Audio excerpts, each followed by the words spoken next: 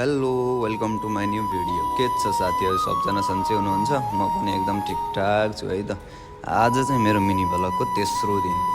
Mini vlog भनेपछि मलाई साह्रै मनपर्छ क्या, पहिल्यैदेखि नै। म चाहिँ सबको मिनी भ्लग हेर्थेँ, अनि पछि कति मिनी भ्लग मात्र हेर्नु, आफूले पनि बनाइदिउँ न भनेर यसो स्टार्ट गरेको।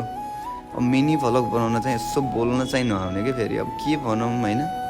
मिनी भ्लग बनाएपछि कस्तो कन्टेन्ट, अब फेरि आफूलाई अलि कन्फ्युज हुन्छ नि त, के बनाऊँ कसो गरौँ भन्ने अलि थोरै डाउट चाहिँ हुन्छ। अनि पछि सुरु हो, अब गल्तीहरू त भइ नै हाल्छ होइन। अनि पछि आज चाहिँ सन्डे म चाहिँ पसलतिर नै छु। अब के गर्नु त, पसलमा बसेपछि अब बनाउनको लागि त केही हुँदैन।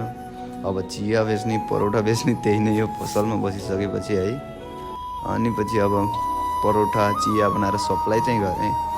अनि पछि अब आफूले पनि त खानु पर्यो, अनि आफ्नो लागि के बनाउने त सोच्दै बसिरहेको थियो क्या। फेरि यत्तिकैमा यसो मौसमले पनि च्यालेन्ज दिइरहेको थियो, चिसो मौसममा मिठो चाउचाउ बनाएर खाइदिउँ न त भनेर फेरि यस्तो चाउचाउ बनाउन लागेँ म चाहिँ।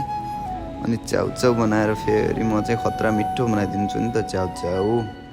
अनि पछि एक्लै चाउचाउ बनाएर खाइदिएको, फेरि रम्पम चाउचाउ मिठो लाग्छ नि त। टक्क नेपालको चाउचाउ खानु पाउँदा कसलाई मजा आउँदैन होइन।